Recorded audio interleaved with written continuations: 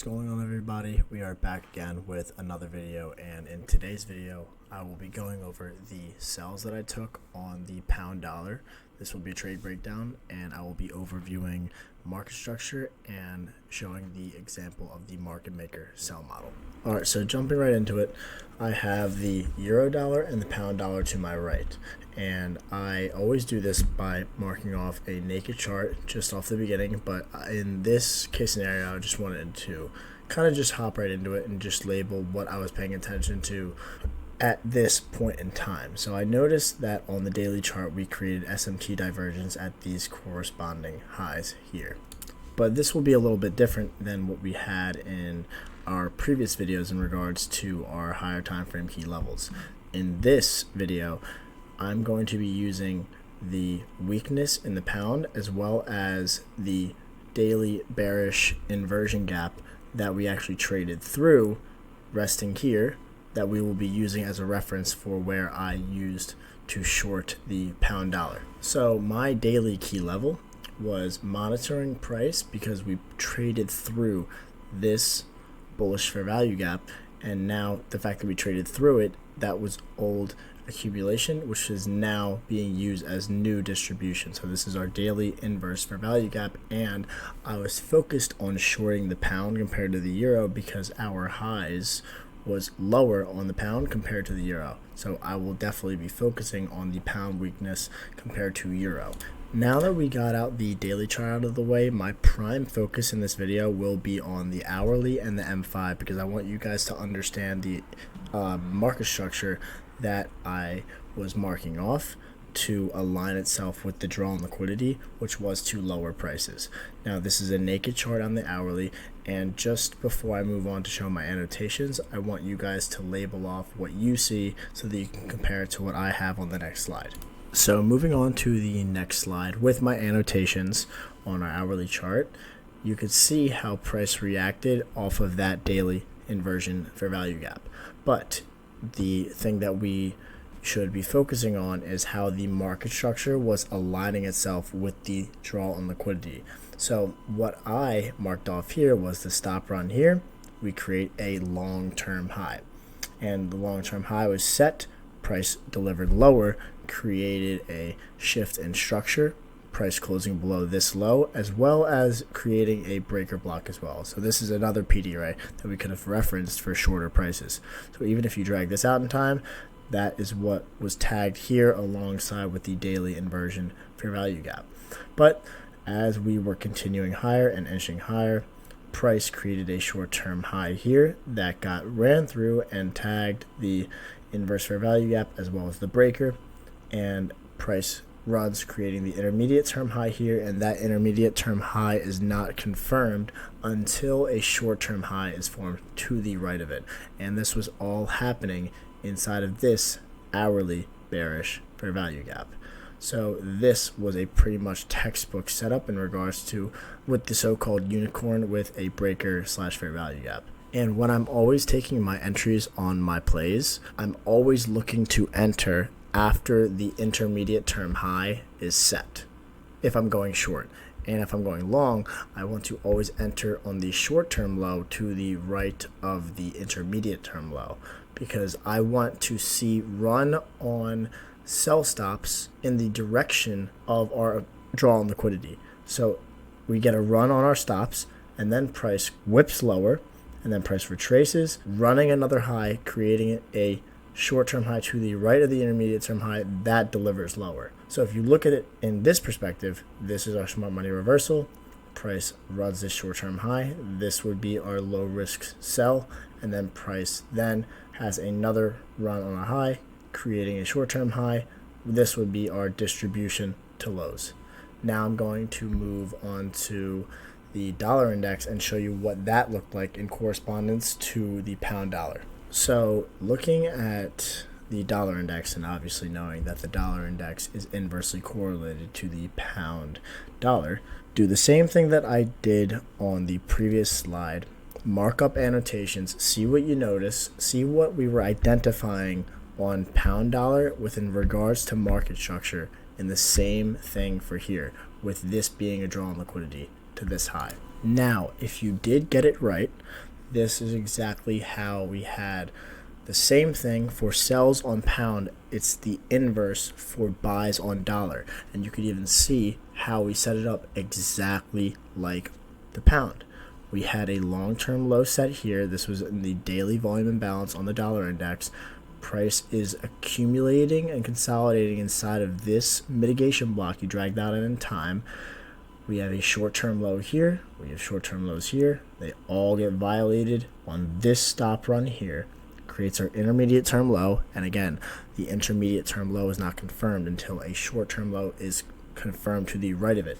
And once we get that, price creates the short-term low, tagging the hourly order block, and delivers us right to our draw and liquidity high. So when pound made its move to that low, I was looking at the dollar index at the same time for it to deliver to the high so that I had more confluence in my short bias on pound dollar. Now, understanding that market structure and everything that I talked about is a fractal concept. So my execution on pound dollar was on the M5 time frame because I was doing the daily to 1 hour to M5 time frame alignment. Now I'm going to look at the dollar index on the M5 chart, and I want you to do the exact same thing that we did on the hourly. Do it again on the M5 and see if you can notice the difference. Can you mark this off and annotate it just like how we had on our previous chart? Now just take your time, look over this, and I'm about to show you my annotations on the next slide. Now what do we have here? I have our 1 hour intermediate term low that I showed you guys, and my 1 hour short-term low that delivered us to the highs. But we went from our hourly to our M5 chart, and you could tell that this is a fractal concept because our intermediate term low in the hourly was our long-term low on the M5. And you could see once price ran the lows, creating that hourly intermediate term low, we pushed up, and then we accumulated price. We created a short-term low on the M5. This was accumulation manipulation, creating an intermediate term low. And what did I say like prior? This intermediate term low is not confirmed until a short-term low is formed to the right of it. And what did we do? Price pushed up after running the lows. This was literally just a fractal PO3, accumulation, manipulation, distribution higher off of the M5 bullish order block. And this was where my short entry was on the pound dollar, and I'll show you guys that in the next slide as well. But you can clearly see from this perspective, you always want to wait for the intermediate term low or the intermediate term high to be confirmed, because that short term low or that short term high will help you in getting those more speedy entries in your market maker sell or buy models. Now again, this is the pound dollar. Do the same exact thing that I showed you guys on the dollar index with the hourly and the M5. See what you can mark off, pause the video, and then check your annotations when I show mine now. Alright, so we went from our daily chart to our hourly to our M5, and we were watching the M5 reaction off of that daily inverse fair value gap, which was also inside of the hourly bearish fair value gap and the hourly bearish breaker block. But on our M5 here, price creates a manipulation leg higher, sweeping this high, and then breaking lower, having a shift in market structure. So automatically, I'm labeling this as my long-term high. This would be my smart money reversal in those bearish PD areas on the daily and the hourly. So once price breaks lower, we still have short-term highs here, short-term highs here. We kind of just sell off from that M5 breaker block. But again, I'm not really waiting, or I'm not showing any interest in this until price creates that intermediate term high for me to then have confirmation that market structure is aligning itself with the draw and liquidity. So once we kind of reach a bottom, price reaches the 2 standard deviations mark. And this was measured from this manipulation leg, from this high to this low, that created the smart money reversal. And once we got that, we had a retracement back into the range. We formed a short-term high here, price drops again and then reruns it. So our short-term high was violated, creating a intermediate term high, which is labeled as our distribution phase in the market maker sell model. Once we get that run on this high here, we deliver lower and we close below this low. Now, what did I say before in the past? Any short-term high to the right of the intermediate term high confirms this intermediate term high. And what did we do after we created that short-term high? Delivered with speed to our sell side liquidity draw.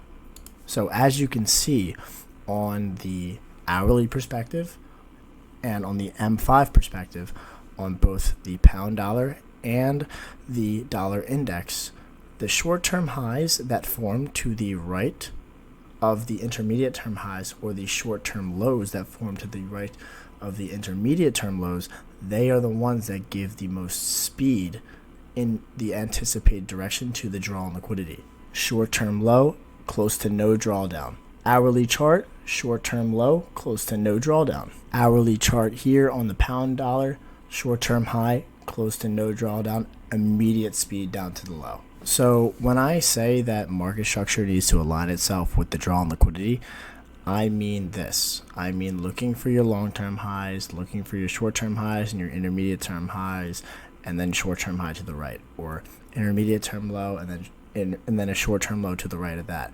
You are looking for stop runs with buy stops or sell stops in the direction of your draw on liquidity, because you want market structure to align itself with that draw.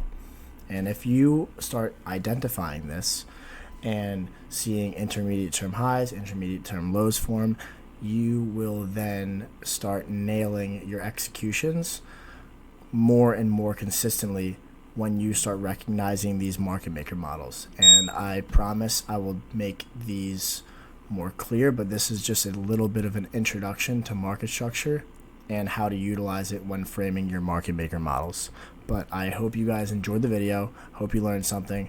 Go back in the charts, back test it, and good luck, good trading this week. And I will catch you guys all in the live streams and for the next upload.